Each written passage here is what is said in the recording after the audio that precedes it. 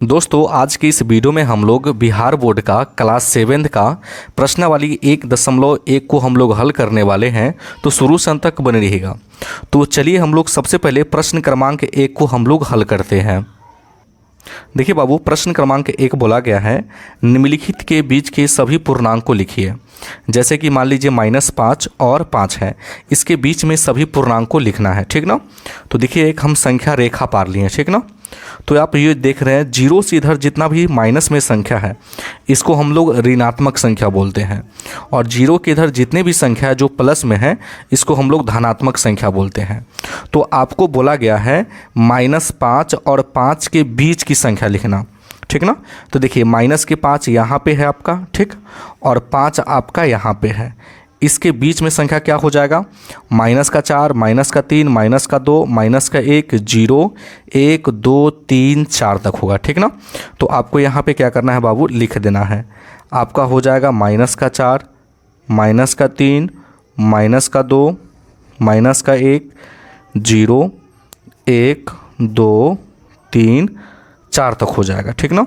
और ये आपका आंसर हो गया। कोई दिक्कत? कोई दिक्कत नहीं। चलिए बी में प्रश्न बोला है -2 और 8 के बीच की संख्या लिखना है, ठीक ना। तो देखिए -2 कहाँ पे है बाबू?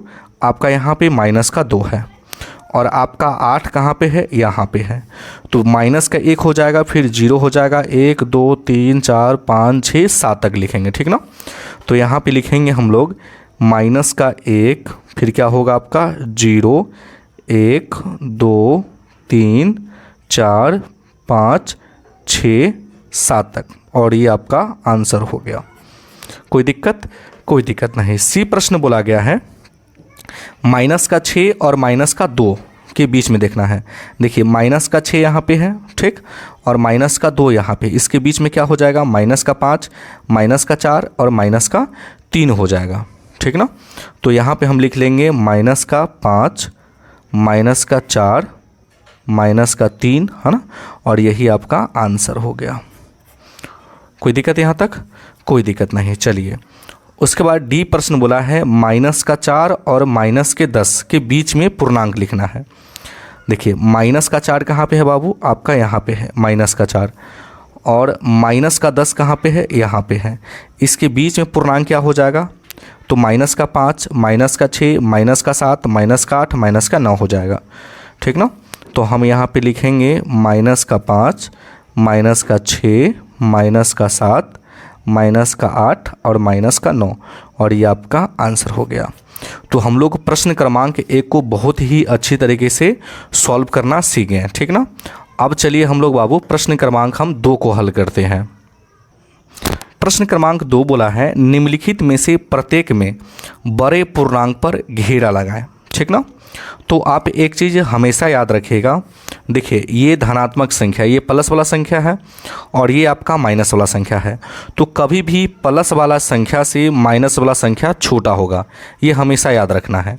कभी भी धनात्मक संख्या से ऋणात्मक संख्या छोटा होगा, ठीक ना। तो देखिए यहाँ पे -20 है और ये आपका 4 है, ठीक ना। कहने का मतलब ये ऋणात्मक संख्या और ये धनात्मक संख्या है ना। तो इसमें से बड़ा, दोनों में से बड़ा कौन होगा? तो ये ऋणात्मक संख्या है और ये धनात्मक। कभी भी ऋणात्मक संख्या से धनात्मक संख्या बड़ा होता है। अब देखिए -15 है और ये -8 है। अब इन दोनों में से बड़ा कौन होगा? तो देखिए कहने का मतलब है जैसे कि मान लीजिए कि ये -2 है और ये -3 है। अगर इन दोनों में से अगर पूछे कि बड़ा कौन होगा, तो आप हमेशा रखिएगा जो छोटा होगा ऋणात्मक संख्या। अगर 2 ऋणात्मक संख्या दिए हुए हैं, ठीक ना, दोनों माइनस में है, तो जो छोटा होगा वो आपका बड़ा होगा, ठीक ना। जैसे कि -1 है और ये -2 है। अगर इन दोनों में आपको छोटा बड़ा बोले तो देखिए ये आपका बड़ा होगा और 2 आपका छोटा होगा। अगर हम आपसे पूछे कि -2 और -3 इन दोनों में बड़ा कौन होगा, तो -2 बड़ा होगा और -3 आपका छोटा होगा। तो देखिए दोनों ऋणात्मक संख्या, ये छोटा संख्या है ना, छोटी वाली संख्या आपका बड़ा हो जाएगा ऋणात्मक संख्या में। 0 और -5 में इन दोनों में बड़ा कौन होगा? तो हमेशा 0 वाला जो संख्या होगा बाबू आपका बड़ा होगा। -20, -7 दोनों ऋणात्मक संख्या है, छोटा वाला संख्या हमेशा आपका बड़ा रहेगा। अब देखिए एक धनात्मक संख्या प्लस का 25 है और माइनस का 2 है, तो धनात्मक संख्या हमेशा बड़ा रहेगा ऋणात्मक संख्या से। माइनस का 20 और माइनस का 18, इन दोनों में बड़ा कौन होगा? तो छोटी वाली जो संख्या होगी बाबू माइनस में, वो बड़ा होगा। कोई दिक्कत? कोई दिक्कत नहीं। तो हमने क्या किया बाबू, प्रश्न क्रमांक 2 को भी हल कर लिया। अब देखिए प्रश्न क्रमांक 3 बोला है रिक्त स्थानों में उचित चिन्ह, है ना, भरना है आपको। अब यहाँ पे देखना है, अब एक चीज़ इसमें आपको समझ लीजिएगा। देखिए जैसे कि मान लीजिए बाबू ये आपका 4 है, ठीक ना, और ये आपका 6 है, इन दोनों में बड़ा कौन है? तो बड़ा 6 है। तो बड़ा संख्या जिधर आएगा उधर आपको 2 को मुँह कर देना है, ठीक ना। जैसे कि मान लीजिए 8 है और ये आपका 9 है, बड़ा कौन है? 9 बड़ा है, तो उधर 2 मुँह कर देंगे। ये आपका 7 है और ये आपका 6 है, तो बड़ा दोनों में कौन है? 7 बड़ा है, तो जिधर बड़ा रहेगा उधर आपको 2 को मुँह आपका करना है, ठीक ना। कोई दिक्कत? कोई दिक्कत नहीं। चलिए तो देखिए माइनस के 6 और माइनस का 8 दोनों में बड़ा कौन है? तो माइनस के 6 बड़ा है, ठीक ना। तो इसके इधर हम 2 को मुँह करेंगे। अब देखिए 4 और 0 है, दोनों में बड़ा कौन है? तो 4 बड़ा है 0 से, तो इसके इधर 2 मुँह करेंगे, ठीक ना। अब देखिए माइनस के 15 और प्लस के 2, ये ऋणात्मक संख्या और ये धनात्मक संख्या, तो ऋणात्मक संख्या से हमेशा धनात्मक संख्या बड़ा होता है, तो जिधर बड़ा रहेगा उसको उधर 2 को मुँह कर देना है। कोई दिक्कत? कोई दिक्कत नहीं। अब देखिए ये माइनस का 50 है, ठीक ना। अब देखिए ये माइनस का 54, अब प्लस के 4, देखिए माइनस 54 में से अगर प्लस 4 जोड़ेंगे तो ये माइनस का 50 होगा। दोनों आपस में बराबर है कि नहीं बराबर है? तो हम यहाँ पे बराबर का चिन्ह दे देंगे। अब देखिए 25 बराबर है, तो यहाँ पे बराबर का चिन्ह दे देंगे। अब देखिए प्लस के 4 है और 4 में से अगर माइनस के 15 घटाएंगे तो ये आपका माइनस के 11 होगा। 2 में से 2 जाएगा तो ये आपका 0 होगा। दोनों में बड़ा कौन है? तो 0। कभी भी देखिए 0 एक धनात्मक संख्या है, 0 हमेशा कभी भी ऋणात्मक संख्या से बड़ा होता है, तो ये आपसे बड़ा है। कोई दिक्कत? कोई दिक्कत नहीं। तो हम लोग प्रश्न क्रमांक 3 को भी अच्छी तरीके से हल कर लिया। अब देखिए अब हमको प्रश्न क्रमांक 4 हल करना है। बोला गया है नीचे दिए गए पूर्णांकों को बढ़ते क्रम में लिखिए। अब देखिए बढ़ते क्रम का मतलब क्या है बाबू, ये आप समझिए। बढ़ते क्रम का मतलब है जैसे कि 1 होगा, है ना, तो 1 के बाद 2 होगा, 3 होगा, 4 होगा, 5 होगा, इसी प्रकार ये आगे बढ़ता जाएगा। इसी को हम लोग बोलते हैं बढ़ते क्रम। क्या बोलेंगे इसको हम लोग?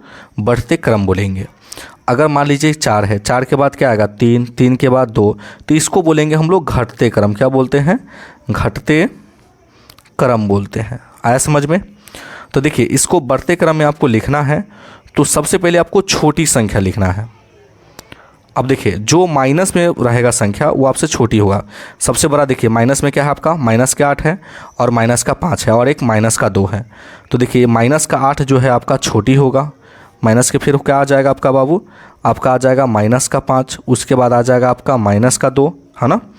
उसके बाद अब इस संख्या में छोटा क्या है आपका? फिर 12 है। 12 के बाद क्या हो जाएगा बाबू? आपका 15 हो जाएगा, ठीक ना। 15 के बाद क्या आ जाएगा बाबू? 20। 1 2 3 4 5 6, 1 2 3 4 5 6, 2 2 4 2 6, ठीक ना। और ये आपका राइट आंसर हो गया। थोड़ा सा आपको यहाँ माइनस में परेशानी होगा। देखिए बाबू कभी भी देखिए माइनस के 5 जो है और ये माइनस के 8 है, कभी भी छोटी वाली जो संख्या होती है वो बड़ी वाली संख्या से बड़ी होती है ऋणात्मक, ठीक ना।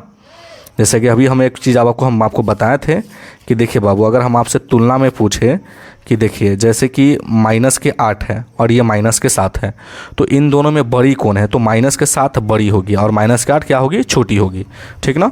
तो देखिए माइनस के 2 से छोटा कौन है बाबू? माइनस के 5। और माइनस के 5 से भी छोटा क्या है आपका? माइनस के 8 है। और माइनस का 8 छोटा है, इससे बड़ा क्या है? माइनस का 5। इससे बड़ा क्या है? माइनस का 2। 12 से बड़ा क्या है? 15। 15 से बड़ा क्या है? 20। और इसी को बोलेंगे बढ़ते क्रम। इसी प्रकार आपका बी प्रश्न है, इसको भी हमको बढ़ते क्रम में लिखना है। तो देखिए माइनस का 15 बड़ा है इसमें, तो माइनस के 15 पहले लिख लेंगे। माइनस 15 के बाद क्या आ जाएगा आपका? माइनस का 4 आ जाएगा, फिर माइनस का 2 आ जाएगा। उसके बाद हम लिखेंगे बाबू 0 को। 0 के बाद क्या आएगा आपका? 5। अब 5 के बाद क्या आ जाएगा आपका? 8। और ये हो गया आपका बढ़ते क्रम। कोई दिक्कत यहाँ तक? कोई दिक्कत नहीं। तो ये हम सभी प्रश्नों को हल कर लिया। अब चलिए हम प्रश्न क्रमांक 5 को हल करते हैं। देखिए बाबू बोला गया है नीचे दिए गए पूर्णांकों को अगली पूर्णांक बताइए, ठीक ना। अब देखिए बाबू अगली पूर्णांक लिखना है। चलिए अब देखिए माइनस का 18 है, ठीक ना। तो माइनस का 18 है, तो इसका अगली पूर्णांक क्या होगा? अगर आपसे पूछे कि माइनस का 4 है, ठीक ना, -4 का अगली पूर्णांक क्या लिखेगा? तो इसका अगली पूर्णांक जो होगा, देखिए -4 का अगली पूर्णांक क्या है आपका? -3 है। इसी प्रकार आपका -18 का अगली पूर्णांक क्या होगा बाबू? तो -17 होगा। चलिए, इसी में अगर आपको पूछे कि 15 का अगली पूर्णांक क्या होगा, देखिए यहाँ पे मान लीजिए कि ये 15 है, तो 15 के आगे क्या आएगा? तो बाबू आपका 16 आएगा। कोई दिक्कत? कोई दिक्कत नहीं, तो यहाँ पे हम लोग 16 लिख देंगे, ठीक ना। चलिए, अब देखिए माइनस का 20 है, तो -20 का अगली पूर्णांक क्या आएगा? तो अभी हम बताएं कि देखिए जैसे कि माइनस का 18 है, तो इसका अगली पूर्णांक -17 होगा, तो इसका -19 हो जाएगा। चलिए, 18 का अगली पूर्णांक क्या होगा बाबू? आपका 19 हो जाएगा। -5 का अगली पूर्णांक क्या हो जाएगा? तो बाबू आपका -4 हो जाएगा। कोई दिक्कत यहाँ तक? कोई दिक्कत नहीं। चलिए, अब हम लोग छठे प्रश्न को सॉल्व करेंगे। छठा प्रश्न बोला गया है, नीचे दिए गए पूर्णांकों के, ठीक ना, पहले का पूर्णांक बताइए। पहले का पूर्णांक आपको बताना है। अब देखिए 25 का पहले क्या आया होगा? जैसे कि मान लीजिए कि 10 है, तो 10 से पहले क्या आया होगा? तो बाबू 9 आएगा, होगा ना। तो 25 का पहले क्या हो जाएगा आपका? 24 होगा, ठीक ना। अब देखिए माइनस का 59 है, -59 के पहले क्या आया होगा? तो देखिए जैसे कि -59 है, तो -59 से पहले आपका क्या आया होगा? 60 आया होगा। जैसे कि देख लीजिए, जैसे कि मान लीजिए ये -10 है, ठीक ना। -10 से पहले क्या आया है बताइए? -10 से पहले क्या आया होगा? तो -9 आया होगा। तो इसका अगली लिखना है, आगे क्या आया होगा? तो आपका क्या आएगा? -60 आएगा। अब देखिए -55 है, तो -55 का अगली क्या आएगा बाबू? -56 आएगा, ठीक ना। कोई दिक्कत? कोई दिक्कत नहीं। -26 का अगली पूर्णांक क्या आएगा? तो माइनस का आपका 27 आएगा। 100 का अगली क्या आएगा बाबू? तो 100 का अगली आपका क्या आ जाएगा? आपका 99 आ जाएगा। 99 होगा तब 100 होगा, ठीक ना। और इन सभी सवाल को हम लोग सॉल्व कर लिया, ठीक ना। अब अगले है ना सवाल को हम लोग अगले वीडियो में सॉल्व करेंगे। तो अगर आप मेरे चैनल पे नए हैं तो वीडियो को लाइक कर दीजिएगा और चैनल को जरूर सब्सक्राइब कर दीजिएगा। वीडियो देखने के लिए बहुत बहुत धन्यवाद।